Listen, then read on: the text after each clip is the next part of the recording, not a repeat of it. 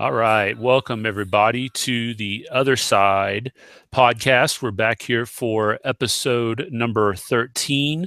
As you've seen in the preview here, we're going to be taking on the Anthem protests with what's been going on here in the NFL recently, this past weekend, and even as we speak right now with a Thursday night game going on. Mike and I, Mr. Margison and I, had kind of gotten together and talked a little bit about what we wanted to address. And boy, we've both been slammed here recently. I know we got a couple of episodes. We did a joint episode and then I did one, and it's been a couple weeks. And I hate that. I really want to try to stay on it almost as weekly as I can get it here. But it's just kind of been one of those things where he's coaching varsity soccer. I'm coaching Little League football, both having kids. You know how life gets in the way and all. So we have even had to postpone this one on an occasion or two. So we're glad to be with you tonight, and we're excited to kind of talk about this subject here with the Anthem. Again, depending upon your level of engagement here with what's been going on, you may be already aware of this, but if not, Mike, welcome, and thanks for making time to make this happen tonight. Just to kind of maybe throw it over to you, kind of lay out for our listeners here, what we have been hearing here and seeing here recently. This kind of seems like it was around for a while, right, with the whole Colin Kaepernick thing, and then it kind of died down. There's been some events here over the last couple of months that have kind of brought it back into the spotlight. So fill our listeners in here a little bit on what's been going on. Sure. Well, first of all, since I'm in an official personal boycott of the NFL, I didn't turn on the game tonight. Did you? I have not. No. Actually, I don't know. I was curious as to what Green Bay and Chicago did prior to the game, but yeah. So anyway, this actually began in the preseason last year, 2016. Some cameras caught Colin Kaepernick, who was, at the time, he was playing for the 49ers. He was a backup quarterback for the 49ers. And some cameras caught him sitting on the bench during a preseason game while the rest of the team was upstanding and for the national anthem, which was typical. And so some reporters asked him about it. And then he kind of let everybody in on the fact that he was protesting the state of, well, many different things, racism, oppression. He had a bunch of different comments about it. And, you had a good deal of the country who was appalled by it. And, but after that, he actually had a lot of supporters, especially within the NFL. And so during the 2016 season, periodically you would see some other teams start to join in. Now, Kaepernick, he started by sitting on the bench, and then he kind of changed it to a kneel shortly thereafter. And one of his teammates, Eric Reed, joined him.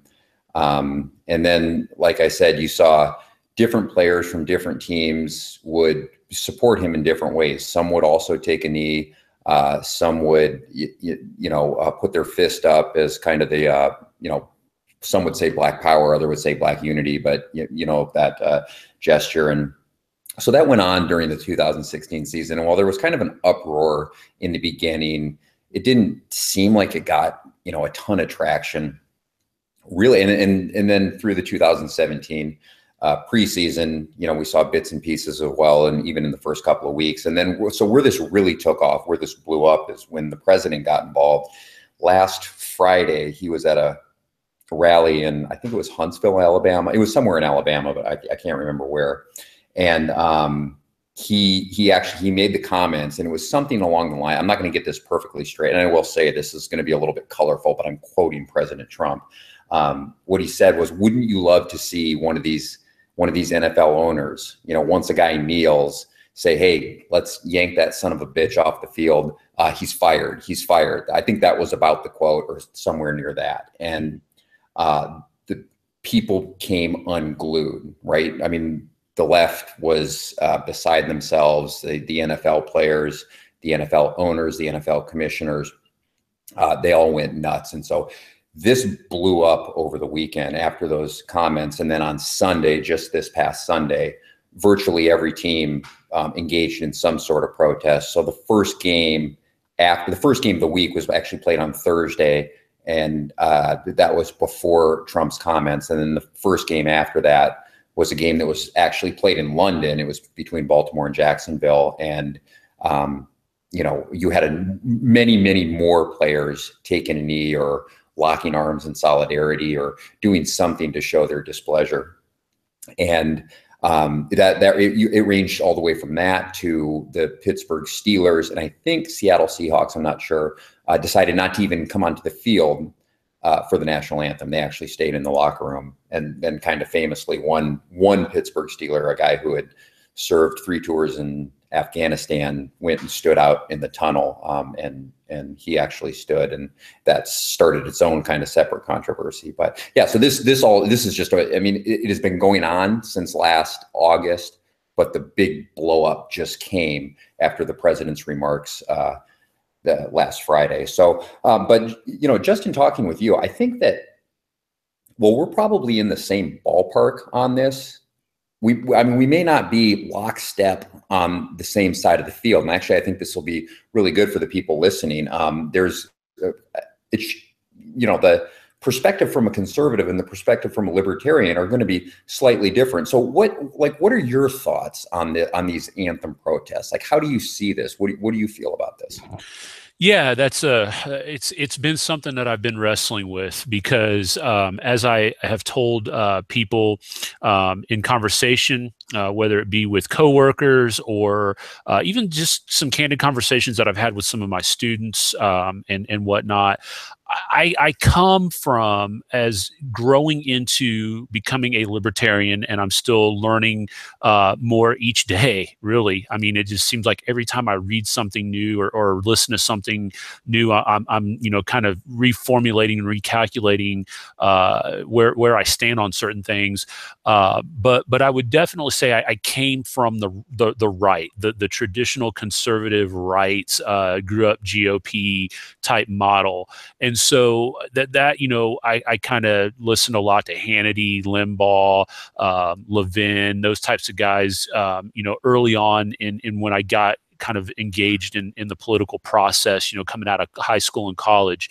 So I'll say that as a preface to saying, so I tend to lean a little bit more toward the patriotic side of me, kind of looking at it from that perspective. Now, over the last couple of months, and even maybe like the last year and a half, I've become a little bit more anti-state, and kind of definitely shied away more from an appreciation of what the national government means and what it has meant. I've definitely developed more of an allegiance to my local government, if that at all, And so I guess my perspective to this is I'm not as offended by it. And I guess let me back up and rephrase it this way. I see more of the, okay, I understand the protesting part of it. Maybe not so much from the reasoning behind why these guys are doing it, but more of the right to do it, right? It's more of the, why should we pay homage? Why should we blindly lay down and just, and cave into this nationalist mentality of showing a whole, undivided, like the pledge and the anthem and God Bless America and the 7th inning of baseball games and just all of this like nationalistic worship that we have. Kind of the image that I get in my head is always, the guy chanting USA, USA, USA, but not really fully understanding what that means and what the country stands for sometimes, or I shouldn't say the country, the government. I think there is a point of separation there that needs to be made in looking at what does your country mean and what does the government mean. And I think that's where I kind of see this allegiance that gets demanded today by some is more of a, you will show respect. I was, are you a Superman fan at all by any chance? I'm not. Okay. Well, there's one of the Supermans. It might be If you're going to give comic references, I'm not going to. you're out. It's just There's one of the Superman movies. It might be one or two where one of the key villains, Zod, right? He comes from the planet Krypton, and he comes down and he's standing before I forget who it is, and he's got this famous kneel before Zod, kind of this like you will comply. I famously think of kind of the Hillary Clinton obey your overlords type mentality. And so I just think that blind allegiance is dangerous in a way to not questioning some of what the government is involved with. I agree with. I mean, I agree with you on that premise. I would say I think, and I've done the same thing as you. I've become a lot more anti-state, in the last few years, and yeah, I probably am gonna just approach it slightly different. I'm pretty offended. I was and am pretty offended. And like I said, I've turned off the National Football League. For anybody who knows me, they'll understand that is a big deal. This is something must have really ticked me off if I didn't watch a single football game last weekend, and I don't plan to until these protests stop. But I do agree with you on that point of, number one, separating the nation from the government, right? The people and the country from the government, because I think the government has done a spectacular job of infringing on our rights and our liberties and just expecting us to go along with it.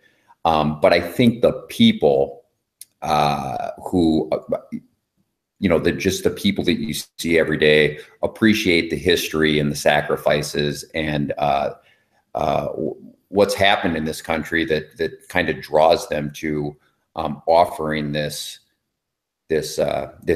honor, this minute and 30 seconds prior to a game where we can say, well, you might believe this and you might believe this, and why otherwise we might hate each other. I think we can both stand up here and say, let's honor the history, let's honor the nation that we live in. And so from that perspective, I find the protests to the anthem to be pretty offensive. Yeah, the one thing that I'm curious, and if you could comment on this a little bit, I think that the people that are really thinking about this, right, and are really giving some due diligence to not just letting the emotion overrun what's going on here is when you kind of look at it, where the debate really lies in, right, is the right to do this versus should you do it. You know what I mean? So it's a First Amendment right to petition and redress to petition the government for redress of grievances. And so, there's a question about, okay, this is my patriotic duty to do this because I have a problem with the way that my government is operating, versus the other side of just because you can do something doesn't mean that you should, and is this the right method to do that? Kind of, if you wouldn't mind, take the listeners through a little bit about what do you see as maybe some alternatives to getting the message out beyond this protest, which I think you accurately reflect is, look, we can agree to disagree, we can hate each other over various different, things, policy things or what have you. But yes, this should be a unifying time, maybe where we can say, look, there are some overall things that we can agree to living as citizens of this country. What do you see as maybe the reaction to that? Yeah, well, okay. So let me start by saying that I haven't heard anybody, I don't think, anybody reputable who has suggested that the players do not have the right to do this. And I think that gets conflated, especially on the left, right? So when they are presenting the arguments that I am making, they're going to say, well, they have a right to do that. Well, I'm not saying that they don't. I don't think anybody is saying that they don't. The players absolutely have the right to do it. I just think that the message is misguided. So in a couple of ways. So I think it's misguided because, well, okay, so let me back up. One of the first things I have a problem with is you're going to have a very difficult time getting sympathy from me if you most likely had your entire college paid for. So you were given a free ride to a United States university, to one of these colleges. So right then and there, that probably puts you in the 90th percentile in the world as far as privilege and advantage. I mean, think about the people worldwide who would want this to happen. So you have people who are given, full ride to the American university system. And then after that, if they were good enough, talented enough to make it into the NFL, I don't know, I should have looked this up, but I think that the league minimum is somewhere around $450,000. And if you are considered the upper 1% in this country, you're right around like 336, if I got that right. And those statistics might be a little bit old. So I might have to adjust them. But the point is, the players are in the upper 1%, right? Everybody else is in that, lower 99, but this 1% that the left is just railing on, they're making tens of millions of dollars a year. And if this were a bank CEO or a finance company or somebody who was making the same amount of money, the left would be apoplectic about it, but you don't hear anything about the salaries being made here. So the point there is to try to convince me that you're living in some sort of rotten environment when these are the privileges that have been granted to you. You're not going to get a whole lot of sympathy from me there. You understand what I'm saying? Oh yeah, absolutely. So, okay. So that's part one. And so secondly, so let me get to the point about the right. So yeah, so nobody is saying that they don't have the right, but what I think is that these protests are misguided. So for two reasons. First of all, I think that the narrative is just false. So the narrative is being pushed by the media that the police are basically terrorists. They're targeting unarmed black men and they're shooting them in the streets and they're getting off scot-free. And that's essentially what you hear from the far leftists, and it's being pushed by the media. And I'll start by saying that the statistics simply don't back that up. And I don't want to rehash statistics that have been floating across Twitter and social media and the internet, because everybody has probably seen them. But these statistics are actually very easy to find because police have to record virtually everything that they do, just even contacts that don't involve force. These are things that are recorded. And so there are databases that have these statistics. And, just from a state of probability, if you are an unarmed black man, you have a better chance of being struck by lightning than you do have, being assassinated by a white cop.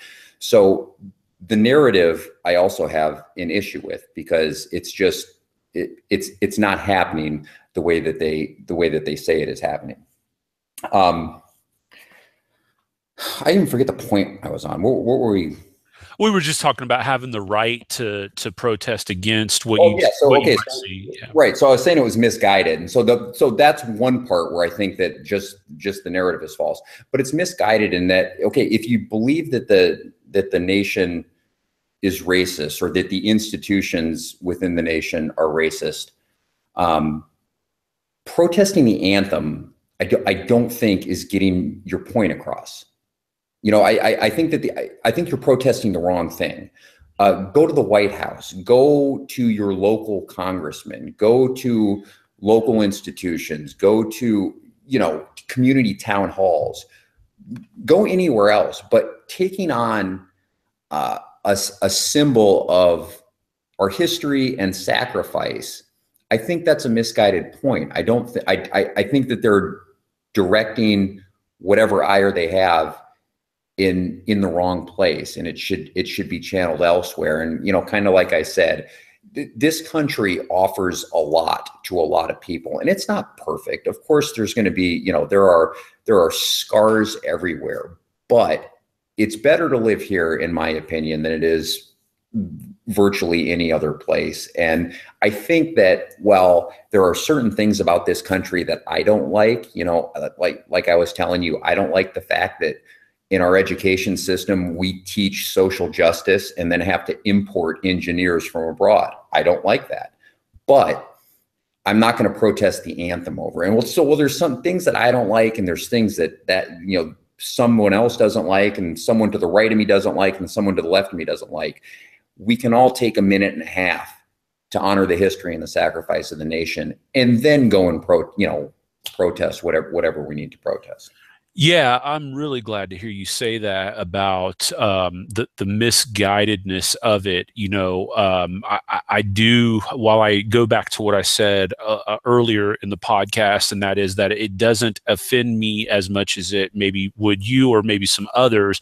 That doesn't necessarily mean that I agree with it or think that it is the best way of doing this.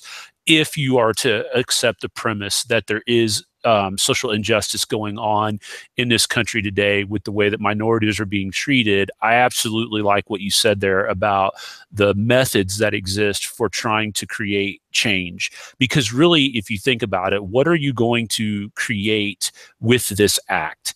Well, I think at best you can hope to raise awareness. Well, who's not aware of the history of potential social injustice in this country that exists going, obviously back to the roots of the foundation of the country. So I'm not sure that protesting the anthem is necessarily going to get agents of change to occur.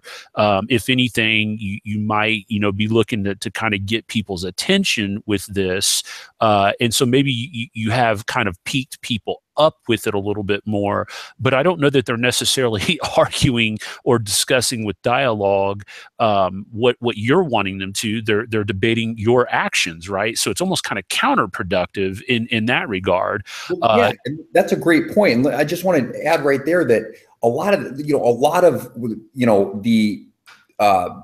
when you see people who are kind of not quite advocating for Colin Kaepernick, but maybe apologizing for him. They're saying, well, he's starting a dialogue, but then this dialogue never happens. I mean, right.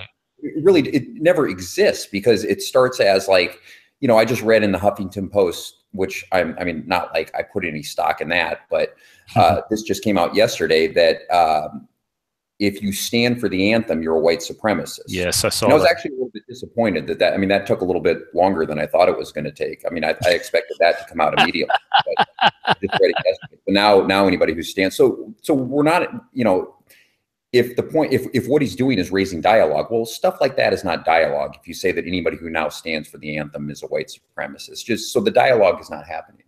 Yeah, and then to just kind of wrap that issue up, I think if we were to tie this into something that I know you and I've shared with you here recently, I have a couple of organizations that I am on email lists from and some curriculum that I use, and there's been this push toward urgency in government classes to teach civic duty,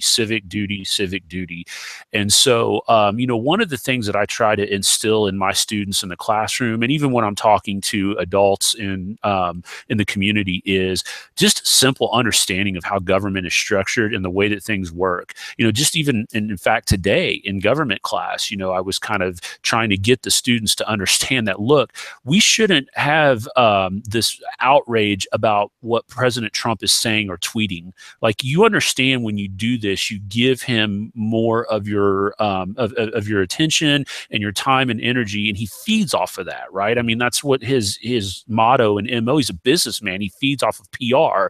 The whole idea that there is no such thing as bad press.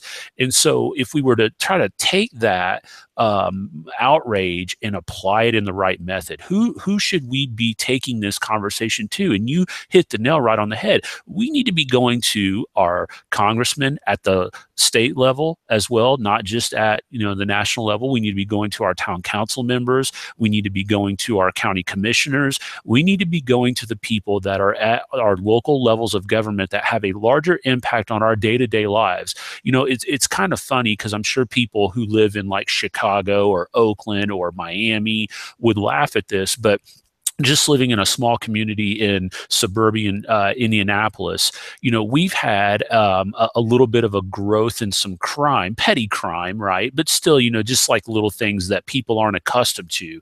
And so to kind of read through the Facebook town posts and things of that nature, you would think that this is this massive wave of epidemic crime sweeping. But what's happening is dialogue is occurring at the town hall level. You've got concerned citizens that are showing up at the police station. They're showing up at the town hall. They're talking to local leaders, church members, the police themselves. They're asking for more sweeps here in certain neighborhoods.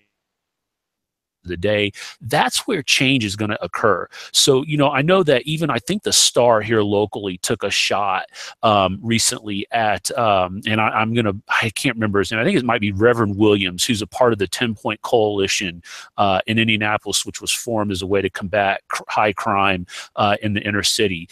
As just kind of like this, he's a puppet for the white man type attitude. And, that just damages any kind of credibility and work that's trying to be done at the local level to change and fix part of what's broken in our country. And we need more of that. We need more healing from within. We need more dialogue from within inside of our towns and cities and communities and things of that nature. And that's where change is going to occur. Change is not going to occur, as you accurately said, by watching some spoiled millionaire take a knee for something that he probably has not really fully experienced. And I know there's been stories about Kaepernick when he was at Nevada. Supposedly now all of a sudden, he was detailed by police and profiled and everything. And of course, there was the Bennett story out of Seattle with when he was in Las Vegas at the fight and everything. And I'm not saying that those are just convenient stories that are being made up, but I do think it fits a narrative, right? And I do think that those are the kinds of things that build outrage in people. And then they don't know how to accurately channel that for change. They just know, I've got to be angry at somebody, so I'm going to act out in this way. Yeah. No, yeah, I think those are all good points. And, I almost feel like we've come full circle right back to where we ended when we did our last joint podcast on Charlottesville, which is where we were saying, dialogue, especially when we're talking about sensitive subjects or subjects that make people uncomfortable, this is when dialogue has to happen. I mean, it has to happen. And that's going to be, I think that's going to be the key to fixing any of this or to understanding any of this. And I would love more than anything just to be able to sit down with somebody who is completely 180 on the opposite side of the issue and hear them out and allow them to hear me out. And I think what we would both probably figure out is that we have much more in common than we have apart. Yeah, no, absolutely. That's a great way to kind of wrap this up is, if you are listening to this in a rebroadcast, take the time to go out and talk to somebody. Here recently in my church, I co-teach a Sunday school class, and then in our home group as well. We've been putting a lot of our emphasis and time on outreach. How do we share the gospel to those who aren't believers at this point? And so there's been a lot of point of discussion in just how we do that.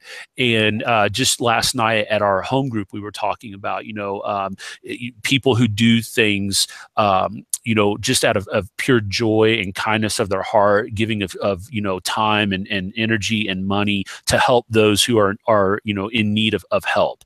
And so when we do this, part of that is engaging. Part of that is seeing the guy broken down on the side of the road and taking time to stop, noticing somebody who's struggling in life and offering to help guide and mentor and bring them along. And so that has to occur in this as well. We've got to move beyond what the media is trying to plant into our lives, which is the seeds of division and hatred, and just actually sit down and listen to what people have to say. And like I think you said accurately there, that I think when you do that, you'll realize that there is more commonality there. Now, at the end of the day, you may agree to disagree on methods for how things get done or what needs to be done first priority-wise, but I do think that is what needs to happen, and we've got to move away from the social media burns and just the one-liners, the "hey, I gotcha" moments, the epic takedown. I see that all the time on social media. Watch this epic takedown by such and such. It's like, so what? What is that accomplishing? Okay, you made the guy look like a fool because you cornered him like a slimy lawyer would try to corner them in the courtroom. Sorry if there are any lawyers listening. But yeah, so what? How does that advance the dialogue of what's going on here with coming to a solution and healing here? Yeah, that's a good point. I think just on a personal level, and you've probably noticed this too, people listening probably aren't aware of our colleague, Lindsey Brown. He's a really good guy. And I would say politically, could you get further apart from maybe me and Lindsay? Is it possible to have two people further apart on the political spectrum? I don't think it is. Yeah, no, I don't think so. I don't think it is. And we get along great. I really like the guy, and we're able to have constructive conversations because since he joined here for 3 years, we talk about the issues. We have dialogues about the issues, and there's not name calling, and there's not this just kind of visceral, like you said, epic takedowns. There's no attempt to do that. It's to here is my side, and he says here is your side. And realistically, when you get down to it, after all the arguing back and forth, we're always able to come to like one common point. Yeah, we both agree on this. There's just procedural differences. And I think, whether it's politics, economics, or issues of social justice or race, if you're courageous enough to have a dialogue, you'll probably find yourself in a pretty good place. Yeah, absolutely. Well, again, I appreciate you taking time to go through this. I know this was something that was weighing on both of our minds here over the last week or so. And I hope that for the listeners out there that you'll appreciate what we have tried to present here. We obviously title this podcast "The Other Side," and I think that in listening to this, hopefully you're hearing a presentation that you're not going to hear on a media account, whether it's a cable news network or local news, or see through a variety of different blogs or journals or magazines or anything like that. So hopefully this has kind of been thought-provoking to you and hopefully encouraging, right? I mean, a lot of times we like to try to point out some of the negative that's going on in society today. But look, this is an opportunity. This is an opportunity, no matter what side of this debate you're on, to reach out to a coworker, reach out to somebody, a neighbor, and really just say, hey, what do you think about this? Maybe it's something that you don't want to approach that and cross that bridge with somebody because you're afraid of how they'll react. But, just be civil about it and use the opportunity to hear them out and present your position and see where it goes from there. So, that's really what I think we were trying to accomplish with this tonight. Yeah, I think it was good. All right. Well, thanks again for joining us here tonight. And if you're listening to this again in rebroadcast, please feel free to shoot us any comments or questions or anything that you have. Margeson, MARGENSON, and Spears, all one word, at gmail.com is the contact information. You can always reach out to us on social media as well, whether it be Twitter or Facebook. We'd love to hear from you. And until next time, you have now heard The Other Side.